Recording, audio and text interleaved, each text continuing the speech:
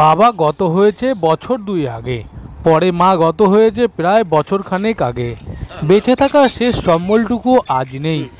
তবু লড়াই চালিয়ে যাচ্ছে মালদার মানিকচক ব্লকের চৌকি মির্দাতপুর অঞ্চলের ভগবানপুর গ্রামের নাবালিকা 2 বোন। এই লড়াই কঠিন, তবুও পড়াশোনাকে হাতিয়ার করে এগিয়ে যেতে চায় 2 বোন। পড়াশোনার খরচা যেখানে অধিক কল্পনা, সেখানে বেঁচে থাকতে দুবেলা দুমুঠো অন্ন জোগাতে ভিক্ষাই সম্বল। সেখান থেকে বাঁচিয়ে চলছে এই লড়াই। এখনও পর্যন্ত জোটেনি কোনো সরকারি সাহায্য, এগিয়ে আসেনি কোনো স্বেচ্ছাসেবী সংগঠন। তাই ভগবান ভরসাতেই এগিয়ে চলছে 2 বোনের লড়াই। মালদা মানিকচক ব্লকের চৌকি মির্দাতপুর অঞ্চলের ভগবানপুর গ্রামে বাস নাবালিকা 2 বোনের। বড় বোন দেবী মাঝি বছর 13 এবং ছোট বোন পার্বতী মাঝি বছর 11। স্থানীয় কালিন্দী উচ্চ বিদ্যালয়ের 8ম এবং 5ম শ্রেণীর ছাত্রী। বাবা নগেন মাঝি শারীরিক অসুস্থতায় মারা গেছে প্রায় 2 বছর আগে। মা চঞ্চলা মাঝি মারা গেছেন প্রায় 1 বছর আগে। তারপরেই যেন স্বাদের খেলনা ভেঙে গেছে। 2 অসহায় বোনের পাশে আসেনি আত্মীয় পরিজনেরা। খেলনা নিয়ে খেলার বয়সেই 2 বোনের শুরু হয়ে যায় পেটের খিদে মেটানোর লড়াই। কখনো এই পাড়া তো আবার কখনো ওই পাড়ায় গিয়ে শুরু হয় ভিক্ষে করে পেট চালানোর লড়াই। ফলে লাটে উঠছে পড়াশোনা। একবেলা খাওয়ার জোটে তো একবেলা অনাহারেই দিন কাটাতে হয় এই নাবালিকা অসহায় 2 বোনকে। প্রতিবেশীদের দয়া ও ভগবান ভরসায় চলছে 2 বোনের দিন। বাবা মাকে মনে করেন প্রতিনিয়ত। গুমড়ে গুমড়ে কাঁদে 2 বোন। বাবা মায়ের স্মৃতি জড়িয়ে ভিটে না ছেড়েই চাইছেন সাহায্য। স্থানীয়রা জানার এই 2 বোন আজ অসহায়। একটি মাটির ঘর রয়েছে, সেই বিদ্যুৎ সংযোগ পেটের খাওয়াতে জোগাতেই ভিক্ষে করতে হচ্ছে তাদের। গ্রামে তাদের কোনো আত্মীয় নেই, দূরে বসবাসকারী মাসি পিসিও নেই, না কোনো খোঁজ। গ্রামের মানুষ যতটা পারে সাহায্য করে, নতুবা গ্রামে দিয়ে ভিক্ষা করে চলে করুণ দিন। কেউ সাহায্য করতে হয়তো দিন বদলাবে তাদের। অসহায় 2 বোন জানান, আমরা পড়াশোনা করতে চাই, কিন্তু পেটের খাওয়ার জোগাড় করতে, স্কুল ছেড়ে করতে ভিক্ষা কেউ কি কোনো সাহায্য করেনি? কোনোদিনও সম্ভব হলে যায় স্কুলে, তবে বেশিরভাগ দিনই ভিক্ষা করতে গিয়ে যাওয়া হয় না স্কুলে। কষ্ট যেন এদিন 2 বোনের সাথে দেখা করেন এলাকার শিক্ষক তথা সমাজসেবী সুনন্দন মজুমদার। নিজের সামান্য কিছু আর্থিক সাহায্য করেন। এ প্রসঙ্গে তিনি বলেন, এই 2 বোন অবস্থা খুবই করুণ। আমি শুনেই ছুটে এসেছি, দেখা করলাম, কথা বললাম। আমি সর্বশক্তিকে এই 2 জনের সাহায্য করব, প্রশাসনের কাছে সাহায্যের আর্জি করব।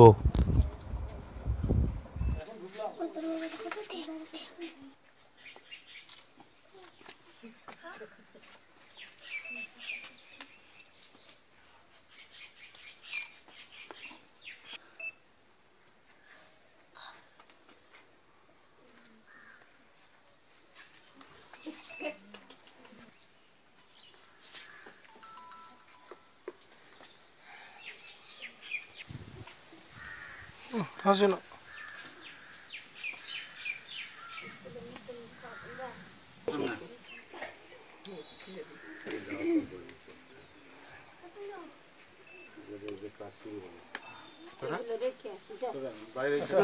কাজ হলো 2 বোন খালা নিয়ে বের হবে, একটু আপনাদের বাড়ি যাবে।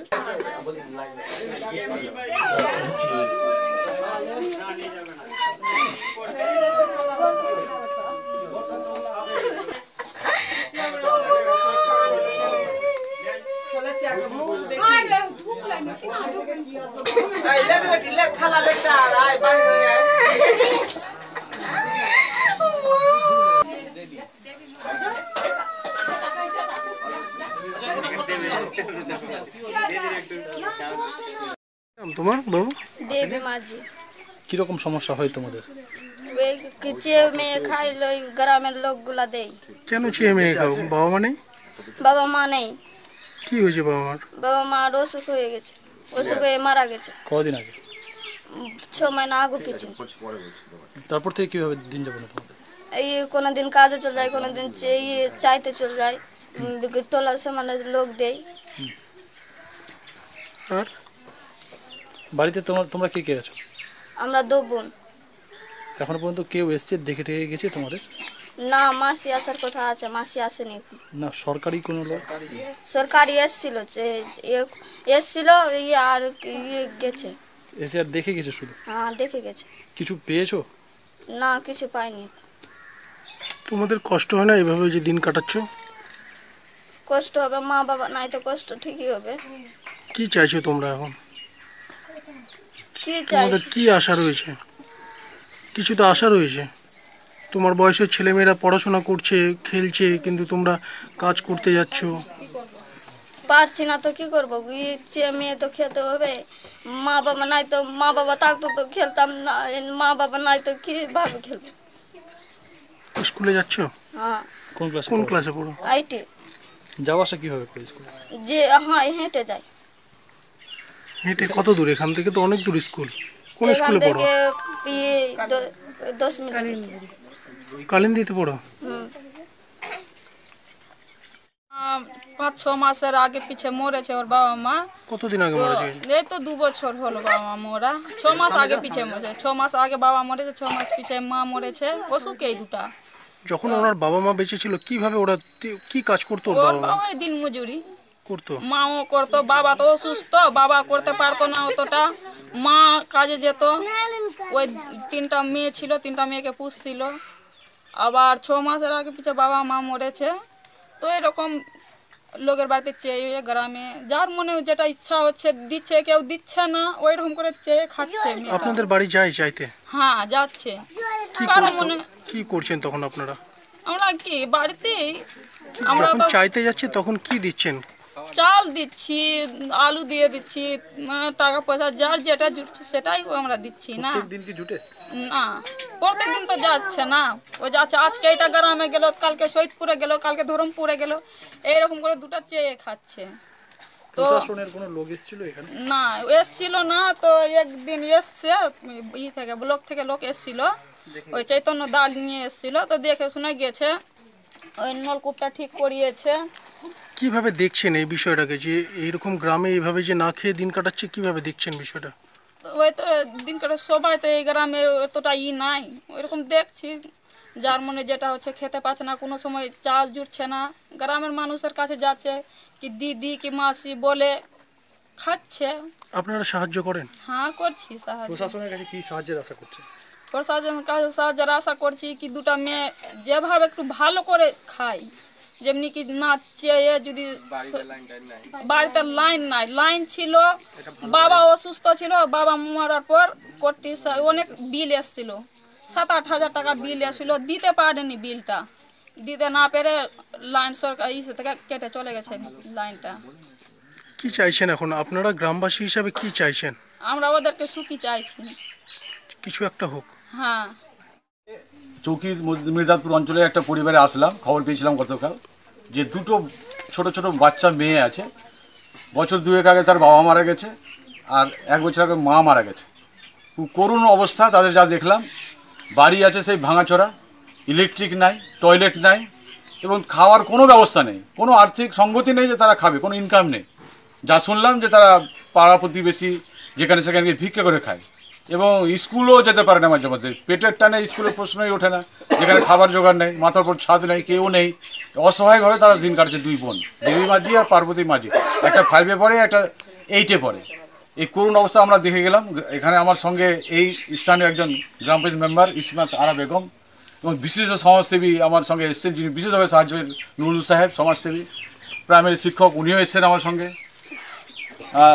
সামিউল সাহেব।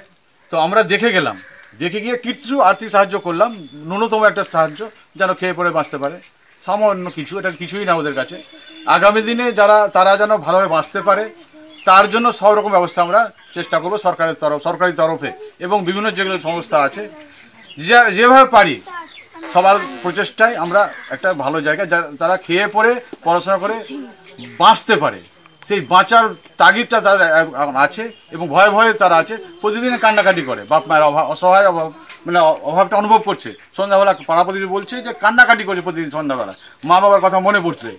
অতএব সেই পরিবারের পিছনে আমরা আজকে প্রথম এসে দেখলাম, দেখে যৎসামান্য করেছি।